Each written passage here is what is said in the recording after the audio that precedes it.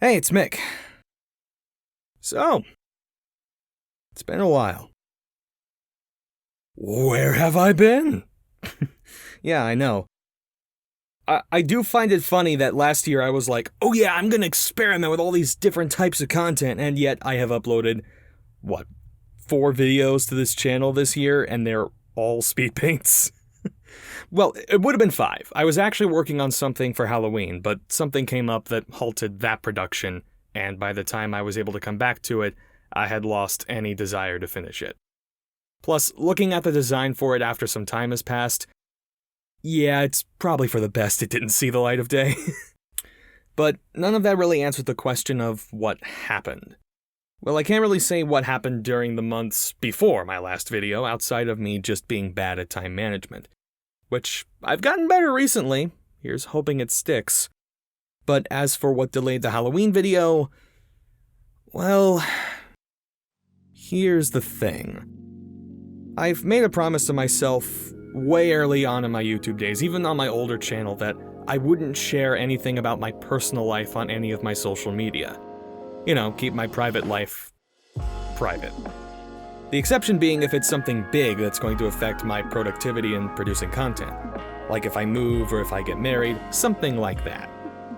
And this certainly fits the bill, though a bit less optimistic. Admittedly, I'm hesitant to share this because I know the second I bring it up, it's gonna be a downer, and that's not what I want this video to be. Or any of my videos for that matter. But at the same time, I do want to use this opportunity with this channel to be more honest and open with my audience. And that includes, occasionally, bringing up the bad stuff. So, here we go. On Friday, October 18th, my younger sister died in a car wreck after dropping off her son, my nephew, to watch for the afternoon while she did something for work. The following 2 weeks were very somber as the family arranged the funeral and many friends and extended family stopped by to give their condolences. I also figured it would be best during this time to just clear my schedule just in case I was needed for anything. As for myself and my emotional state throughout the whole thing, my relationship with her when she was alive was complicated, to put it mildly. And as such, my feelings regarding her passing were complicated. I think my dad said it best when he said that it felt unreal and all too real at the same time. Plus, my birthday came around the following week, so yeah. By all accounts, so far it was the worst birthday I've ever had. And as sad and sudden as this event is, there are a few things to be thankful for. Number 1, nobody else died in the crash. 2 people were hurt, but they have since made a full recovery. Number 2, while the car had caught fire, she apparently died on impact, meaning she didn't burn alive while trapped in the car, which, well, okay, that's not good, but it's the best silver lining given the circumstances. And number 3, her son, who is not even a year old as I'm recording this, is still alive and well as his father, who was at work when this all happened. And in the wake of the funeral, he has received so many offers for babysitting, diapers, clothes, formula. My biggest worry had been alleviated. The kid will be fine, and he has what he needs, and he's in good hands. The only problem is, we still don't know what caused the crash.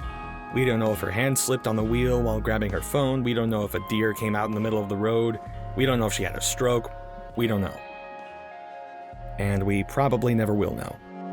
But all that matters is that she will be remembered lovingly by her friends and family, and that her son is being provided for and looked after by people who love him. The biggest thing for me, though, was that with this sudden death of someone that young, let alone a family member, it's forced me to come to terms with my own mortality, and it's made me realize more and more that I haven't been doing the things I've wanted to do. For example, look at my YouTube banner. See the word storyboards? See the word comics? See the word parodies? Notice how there's not an awful lot of that stuff on my channel right now? Well, I want to change that. And I'm already making some life changes. Not art-related, but still helpful to my general health and well-being. I'm trying to go to the gym more regularly, I'm getting back into meditation and making checklists to keep me on track with my projects and hobbies, and I'm also working to try and get something set up so I can do commissions in the upcoming year to bring in some revenue while I'm pursuing other things. That being said, there is an elephant in the room that should probably be addressed. Kappa. I'm not going to go into the full details of the situation because this video would be a lot longer if I did, but suffice it to say, there has been a lot of misinformation and fear-mongering on the subject, particularly on YouTube's part. And yeah, my initial reaction might not have been the greatest. But at the same time, well, first off, this was definitely not the thing I wanted to come back to YouTube to see after dealing with the death of my sister. That's the first thing. Second, the rules in this law are extremely unclear, heck, probably even unconstitutional. Which is probably why a lot of companies by and large ignored it for so long. But rather than making things a little more clear so us YouTubers can play by the rules, like, oh, I don't know, making the YouTube rating system public for users to have access to so they can properly categorize their content and their audience, instead, YouTube and the FTC continue being vague and waving these enormous consequences over our heads for not complying when we don't even know how to be compliant in the first place. I'll give credit that the FTC is at least talking to YouTubers about the situation, more than YouTube itself is doing, but things are still not clear enough for this ruling to, number 1, stand in the first place, or number 2, even last that long. Which is why I'm not that worried about it. But all of this leads up to one very important question. Is my channel going to be affected with YouTube's new COPPA policies? Well, the new rules, insane and harsh that they are, only seem to be targeting monetized channels, which mine isn't. So theoretically, I should be fine. They can't really sue me for taking data because I don't run personalized ads. On top of the fact that even if I did, YouTube has that data, not me. But again, this is theoretically speaking. I think the worst they can do to me is delete my channel, which, yeah, that sucks, but I can also think of worse things. So I think I'll be okay, but with YouTube being YouTube, it's unclear. I have no idea what 2020 will look like on this website. Now, to clarify for myself and anyone watching my videos, I don't have a specific audience in mind for the videos and content I create, and I'm not going to change that approach just because YouTube says so. I just make what I think is cool, fun, or interesting. If an adult likes it, cool. If a kid likes it, cool. But hitting a specific demographic isn't really on my mind, unless I'm doing a specific project for a specific client. The only goal I have with this channel is to grow my brand and use this platform to help me get a job in either animation, video games, or comics. Will there be mature content on this channel? Well, we all know what YouTube wants the answer to be. But I've avoided doing mature content for a while. I've even avoided doing stuff with even mild swearing in it. But I'm honestly on the fence about the whole thing. Okay. For me, I personally don't have a problem with swearing or mature themes in media, provided it's not overdone and has an actual purpose outside of shock value. One example I can think of off the top of my head, like, say there's a character on a show who never swears at all, and then a bunch of bad stuff happens and that character finally just lets loose. That can either be really funny or really dramatic depending on the circumstances. But in my opinion, that serves a purpose in the story, so I don't have a problem with it. And I wouldn't mind eventually doing something like that in the future, creating something with a bit more of an adult edge, despite me wanting to make a comic that's all ages, but more about that later. But at the same time, I also don't want to get an angry email from a parent furious that something I made or something I said, like online or in public, taught their kid the F word or something like that. Which, on one hand, I don't want to be a bad influence on children, as I feel like most people don't want to be. But on the other hand, when it comes to things like YouTube, it's ultimately not my responsibility to make sure your kid isn't seeing something he or she shouldn't online. YouTubers and online content creators are not babysitters. And that's all I'm gonna say about that. So, yeah, long story short, a lot of things are complicated. My feelings regarding my sister's passing is complicated. The whole situation with YouTube is complicated. The whole issue of whether or not I will ever do mature content either as an actor on someone else's project or doing my own mature stuff, complicated. And sometimes these complications can be pretty crippling at times. But I'm not stopping. In the wake of tragedy and struggle, I'm still finding things to enjoy and be grateful for. Actually, to illustrate that point, I'm going to use this opportunity to follow up on 2 of my New Year's resolutions from last year. The first was to go through my music books. I did go through them, and yeah, I'm still interested in music. I've been learning piano and guitar over the past couple of months, and holy crap is it fun. In spite of all of my scheduling fumbles, I've still at least been pretty consistent in practicing music every day. It's not something I intend to make a career out of, not by a long shot, but it's a very soul-fulfilling hobby for me. And who knows, maybe I'll get a chance to use it in one of my videos someday. But let's not make promises we can't keep. But isn't that what resolutions usually are? Shut up! Second, one of my other goals was that I wanted to finish up my French books and, optimistically, start learning Japanese. And, oddly enough, I did.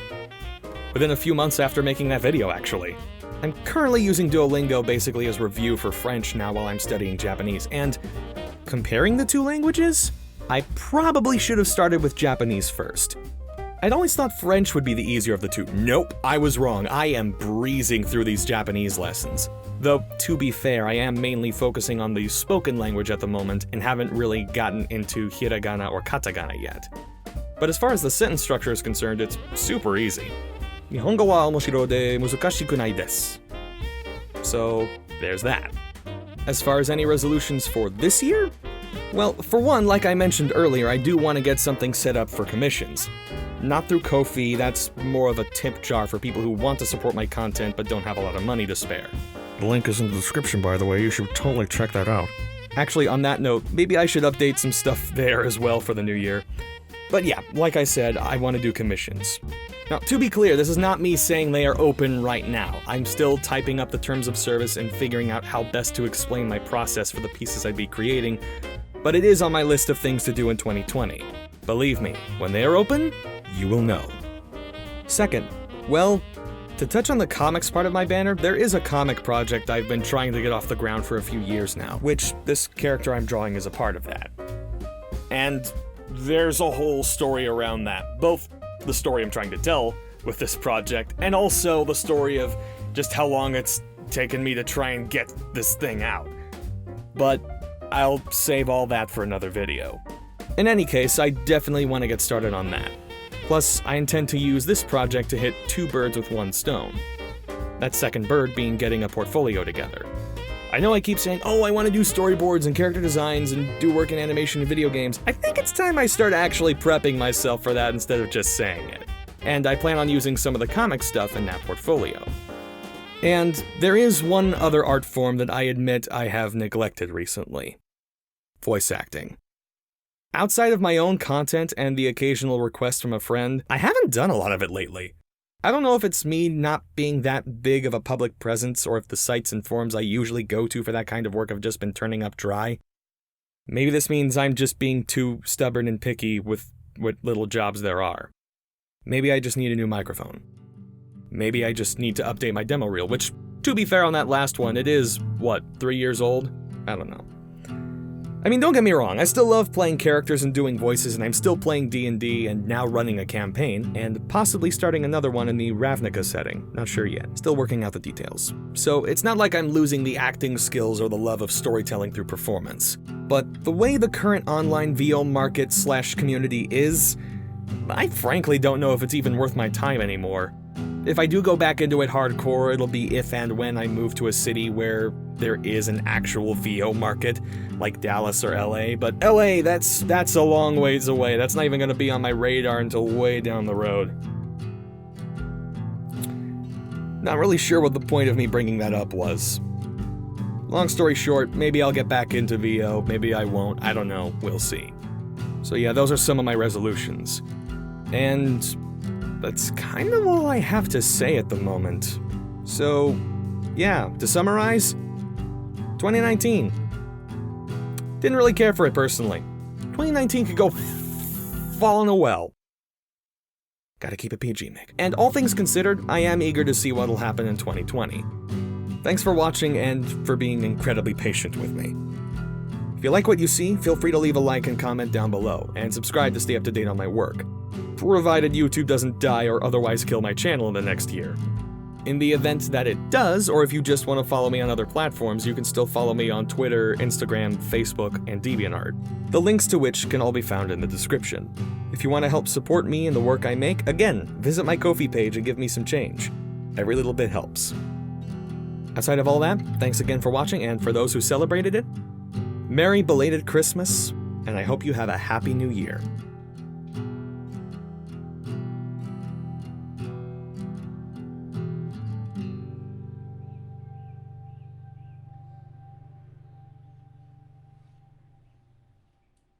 I'm still typing up the terms of service and figuring out how best to explain how best to speak.